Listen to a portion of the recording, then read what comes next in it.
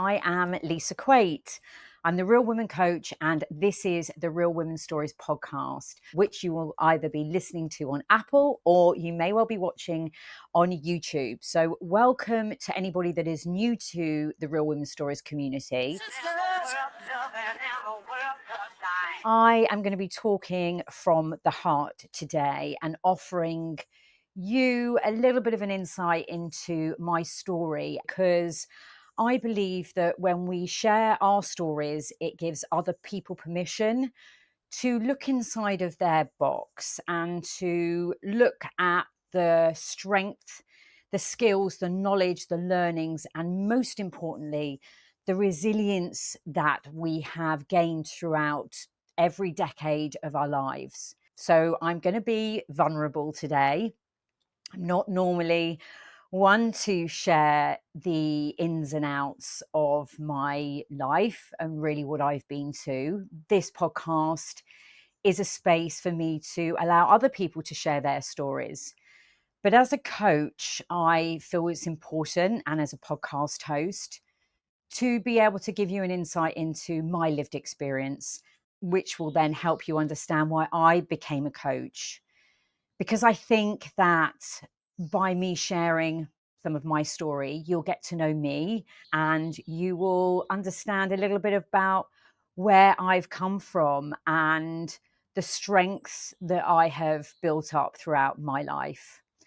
So often enough, we don't share our stories. You'll find that when you do start sharing your story and you look back on the emotional side of things and the feelings in the today, it will amaze you about how strong you've become, and that actually some of those behaviors that helped you get through those challenging times, you've actually brought into every single decade of your life without you even knowing it. So this is really a chance for us to open that box in a positive way. This is not about triggering anybody or taking us back to the depths of the emotional side, because if there's a story that you haven't shared with anybody and a story that you haven't told, the chances are it's because you're scared to open that box. And I am going to show you how we can open that box and we can look at those moments, those memories in a much more positive way. So I'm going to take you back to a time where I was in my 30s. And this is the journey that I went on with my first husband, who, when I met, I wasn't in a great place mentally and emotionally. And he sort of brought something to the table. And I felt that at that moment, in that moment, he was the right person to be with, because I was a little bit pressured with society and that kind of hand of cards that I'd been dealt. I'd been traveling and I'd come home and everyone was getting on with their lives. And suddenly my husband at the time, he appeared, and I knew when we got together, we were very, very, very different people. We were completely different people, but the timing just seemed right. And we got into a relationship together. And I do remember after a few months, I did suggest that we weren't right for each other. And I knew that it was going to be a struggle. But he assured me that he would step up and that he would make the necessary changes in order to be with me. Now, when I reflect on that, we can't change for other people. So that was really the first warning sign that I realized, but I didn't take action. I just sat in that space and I thought, you know what, I'm going to give it a go, because that's the sort of person that I am and that I was at the time. So we entered into a relationship and I was desperate to get married, and so was he.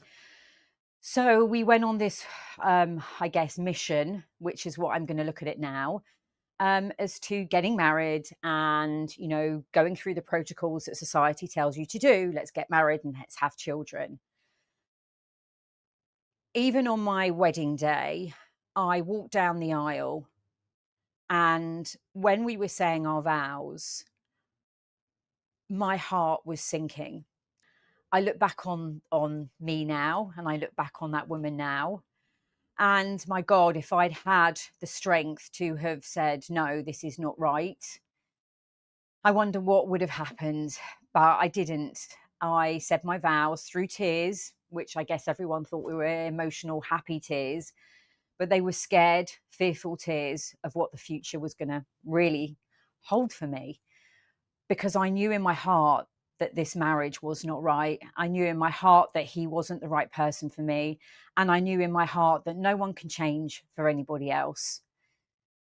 But we went through with the wedding.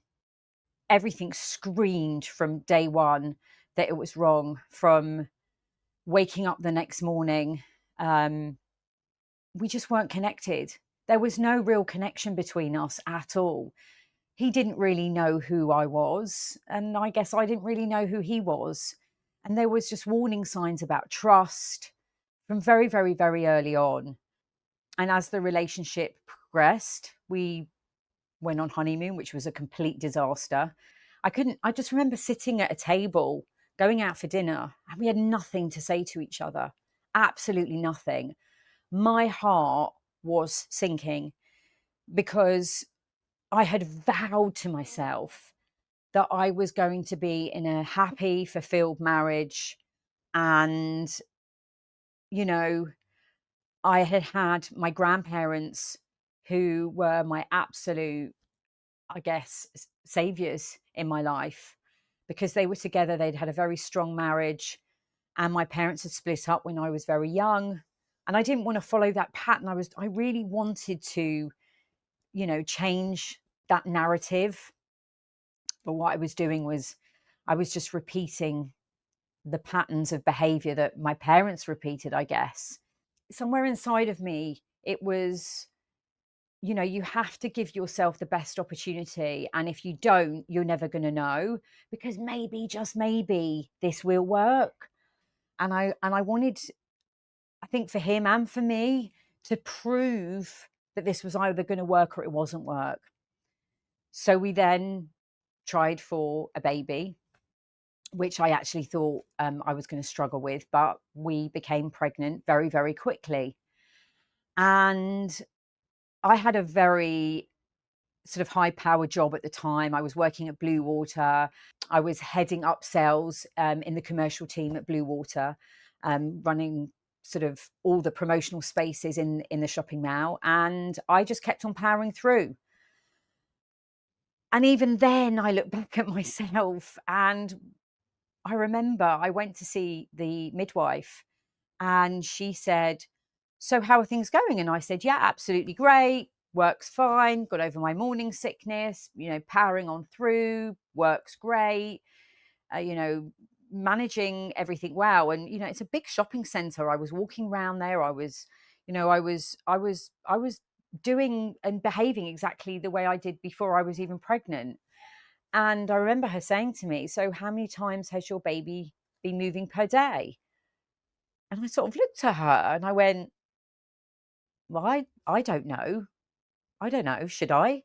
And she sort of looked at me and said, "Yes, you need to be taking time back for yourself to feel how many times your baby's moving. Are you not having any space, any downtime?" And I said, "No, I'm just carrying on as normal. Isn't that what you're meant to do?" And she made me go to a maternity center, and I had to sit there all day, strapped up to machine, making sure that my baby was moving and that she was okay. Um, and luckily she was. And I'm sort of stopping at that point in the story again, because again, it's that side of me that I think I've pulled through into my life, where I've just carried on. Just because I'm pregnant, it doesn't mean that I should stop. I've got to keep carrying on. I'm married, I've got to fight for my marriage. And now I'm pregnant. I have to make sure that I'm going to be strong. And I think it was because I knew that I would never be able to lean on my ex-husband. He was never going to be that person that I could rely on. So it was myself. And I was really going through the motions of being married, being pregnant, having a job, knowing that this is my life's trajectory. I'd always kind of pushed through on my own. And that was the person that, I was. I'd always done that through every decade, especially sort of in my 20s. So then we fast forward, and I remember there are certain points in the story that I'm thinking about now, certain moments of the story. And I'm just going to break here, because when you're listening to my story, I really want you to dig deep and find your story and those moments, the moments where I'm stopping and I'm reflecting. Those are the moments that we discover and we uncover now our traits, our character traits, and our attributes, and the strength that we can pick and we can move, or that we've used to move forward in our lives. I'm not here sort of being unkind to her or me in my younger years. I'm actually stopping. It's these moments that are making me stop and think, wow, even back then, I was determined. I was that woman who was determined. I was that woman determined to make my marriage work, to give it a go, to give it every single chance I could give it for it to survive. And once I'd gone through that, and if it didn't, well, then so be it. Because I was a fighter, and I had made the decision to be with that man, and I had made the decision to get married to him. No one forced me. No one pushed me into a corner. I made that decision, and I needed to be accountable for that. So being pregnant was another decision, and bringing a child into the world again was my decision. Yes, it took two of us, but it was my decision to do that, even though I knew the marriage didn't feel right, even though I knew that man standing in front of me, there was something not right about our relationship, about him, about his, I think, mental state, emotional state. We weren't emotionally connected. We weren't a team. And marriage is about being a team. But it was okay, because I was going to fight. I was going to fight, and I was going to move forward and step forward. So I have my beautiful, beautiful baby girl. That for me is really where things changed, because it wasn't about me anymore. It was about her. I was responsible for someone else's life in this world. And it wasn't about me taking risks. It wasn't about me making a choice or a wrong decision. This moment was about me making sure that I could provide a healthy, safe environment and life and family life for her to be brought up in. And that was really when that niggling started with me, realizing that I don't think that I could stay in this relationship. There was a pinnacle moment where my daughter was 3 months old, and I had gone out for my first night out with my friends. And when I came home, I couldn't get in my front door. And at that point, I knew that I could not trust him. And I knew that all of my fears surrounding the lies, the deceit, the behavior patterns, people telling me that his behavior was off, there was something not right. Because throughout my relationship with him, there had been so many moments where people had sort of said, are you sure you want to do this? There's just something not right about the way he behaves and his respect for you. So it was that moment when I tried to open my front door and I could see the latch was on. I wasn't sure what I was going to find beyond that door, but I think I knew as I stepped through that door that whatever I was going to find was going to be the pinnacle point that was going to give me that strength and determination to look after myself and my child. And what I found was a person who had taken it upon himself to create a very unsafe situation where I had been out of the house and where there had been drugs involved. And that for me was unacceptable, because that person was not in sound mind to be looking after my 3-month-old baby in the house. The behavior starts changing. They start disappearing at night, in the middle of the night, getting called out on jobs and driving me mentally insane, putting themselves in the shed, and there was a lock and a padlock on the shed in the garden. And I didn't know what was going on in there. And I didn't want to, I think, believe what was going on in there. I didn't know. I don't know. It was, I was scared. I was scared to see what was inside of there. But what I did know was that whatever was going on wasn't right. It wasn't creating a safe space for me and my daughter. And all of a sudden, I started becoming very anxious. I think I knew deep down inside what was going on, but I needed him to tell me. And at that point, I knew that if I had lost control, that meant that was game over, because I needed to be in control to look after my child. This was what was going on. He was creating this environment that was not safe and that felt out of control.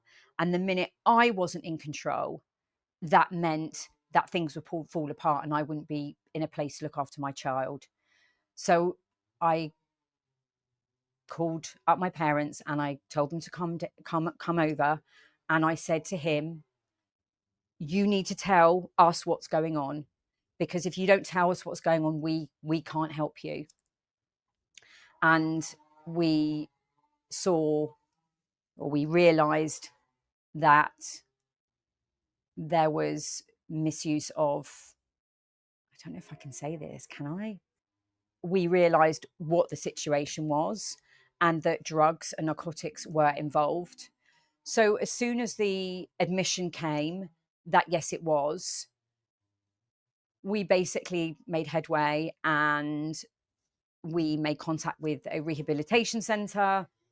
And I thought, you know what? Let me give it one more chance. Let's see, because I owed it to my daughter and to myself to see this through, because I would do anything I could to try. It would be the last thing. If I could get him into recovery, if I could support him through his recovery and create a safe space for my child and have a relationship with him and try and work on our relationship and almost start again, then I would have done everything that I could have possibly done in my life to try and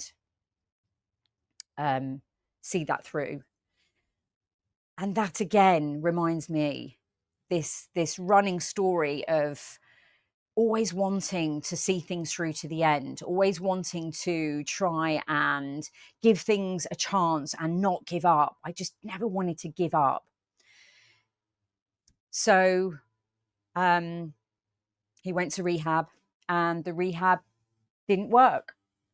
And I made a decision when he came home from rehab, when the behavior started to happen again, that I would my child went to go and live with my mum. And every morning I would go to her house and I would get her up in the morning and I would pick her up and I would take her to nursery with me to work. And I gave him an ultimatum and I said, you either move out and we try and rekindle what we potentially had, although we really didn't have much. And you prove to me that you can live on your own and that you can provide for me and your daughter, and we will try and make this marriage work, or we break and we're done. And he just said, I'm not going to move out. I refuse to move out. So I said, you've left me with no choice, because you've proved to me that you are not in a mental place where you can create a safe space for me and my child. You are not willing to work at our marriage and work at our relationship. So I am going to leave you, and I am going to take care of my child, because her safety and my safety and my happiness and her happiness are far more important than living in misery, living in an environment where I'm looking over my shoulder all the time, where I'm scared, I'm fearful. And I just couldn't see a way forward in my life. This wasn't how my life was meant to pan out. This wasn't what was meant to happen. This was not the story that I was meant to write. But I'd owned it and I tried, and I made the decision to go. And as soon as I had made that decision, I completely changed. So I don't beat myself up for walking away. I don't beat myself up for leaving, because you can't have a relationship with yourself. Leaving that relationship with all of that knowledge opened up a space for exactly what I'd been longing for all my life.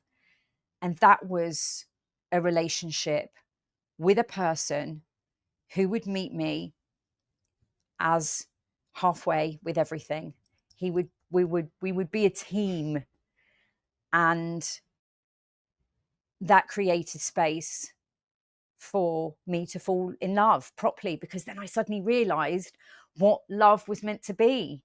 I realized what love was, and I realized what a relationship was, and what a partnership was and is. And yes, I am married now. For those of you who don't know me, I married my second husband, and he was at the time a widow. But I took all of those experiences with me in a good way, And I'm saying that again, I emphasize it, into my next relationship. The positives that I realized, the realizations of wanting to be in a loving, respectful, honest, truthful, hardworking, fighting relationship, because relationships aren't easy at the best of times. So that's what that space created. And I'm really proud of her. I'm proud of that young woman for taking this responsibility and accountability to stand on her own 2 feet, to realize that that relationship, and she powered everything into that relationship to try and make it work. But she had nothing left. You can't, like I said, have a relationship with yourself. And I think that's what I realized now. That's exactly what I realized. When I've told my story with you, what space does that create for you? Because is there a story that you haven't shared? And by the way, I haven't shared any of this on this podcast. This is the first time I'm really speaking about my life and what happened to me. I feel that it's the right time, because my life experiences have shaped me as the person I am today, and has helped me to become the coach I am today, because I can ask those questions. I can help you unlock the strengths that you've created in your life, but you just may not be able to see them right now. That is the space that I provide for my clients. And that's the space that I provide on this podcast. This is about sharing stories so that you aren't frightened to unlock or go back and really dig deep and openly find someone that you can talk about, share your story, share those moments, and have those little epiphany moments that I've just had, those light bulb moments that go, that's what I've got in me. And I've only just realized I'm such a fighter. I have created so much resilience. I will work things and I will see things right till the end, till there's nothing left. And when there's nothing left, then I say, you know what? It didn't work. And that's okay. So if I approach something new, if I approach a new project, or if I've got an idea and I think that it's amazing, I will push through to the end.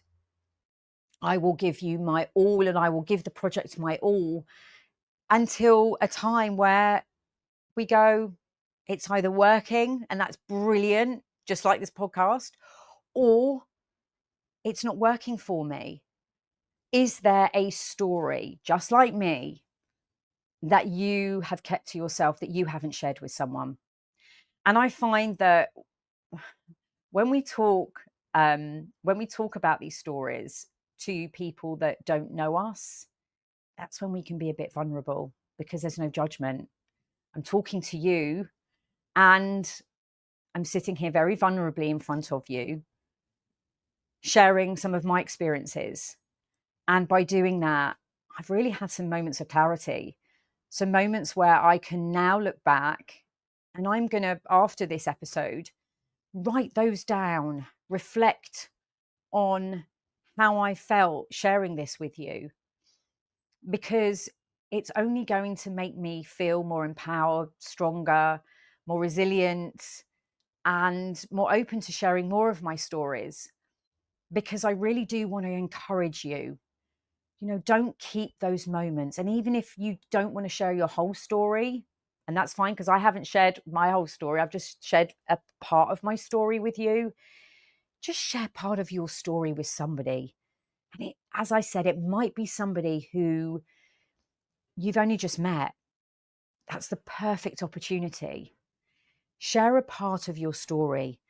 Look back, because by me sharing my story, I'm really hoping it will inspire you to share your story. And let's create that snowball effect where someone listens to this podcast on a lovely walk, and you do have a friend that maybe doesn't know that bit about you, that story or that part of your story, and you choose to share it with them. See how it feels. And I can guarantee you that they will start sharing some of their stories with you too. Because by opening up, by being vulnerable, by creating these spaces, it allows other people permission to do just that. And it's so important for us to look back at our strengths, the knowledge, the skills that we have learned throughout each decade of our life.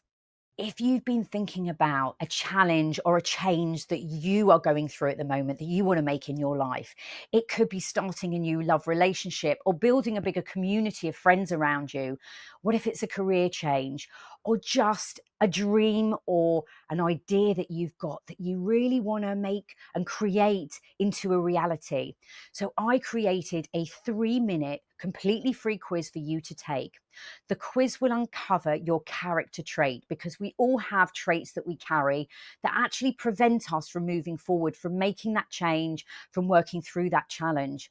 Once you've taken the quiz, you will have access to a completely complimentary resource workbook to give you actionable tools, tips, and practices that you can work through at home, and that they're really easy steps that you can bring into your everyday life. And I'm offering a 30-minute complimentary call to anybody who is working through that workbook, so you can then move forward into the next era of your life. So click on the link below and you will have access to my completely complimentary downloadable workbook today. Share part of your story with someone and see how that feels and reflect on it. And when you reflect on that story, I'd like you to write 3 things down that you have discovered about yourself. Because it's when we look back and when we reflect, we suddenly see ourselves as different people. And this is to be done in a kind, caring way and in a non-judgmental way.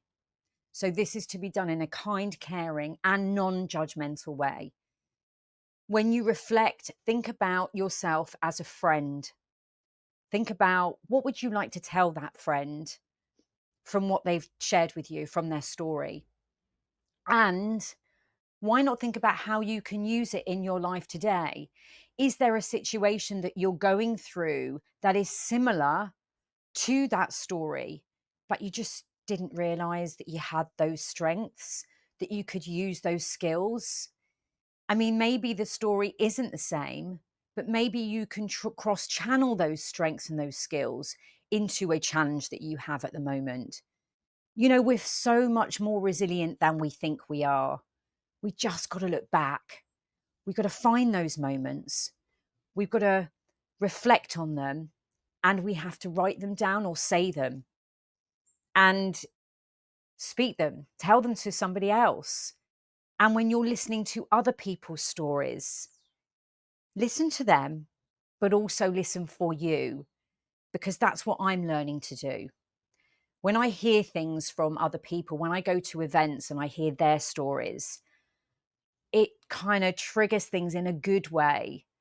It makes me realize about the things that I potentially hadn't seen in myself, the patterns of behavior, the emotions, the feelings that I was feeling at that time, or that I may still be feeling now. And I think one of the biggest things is, you know, you are enough.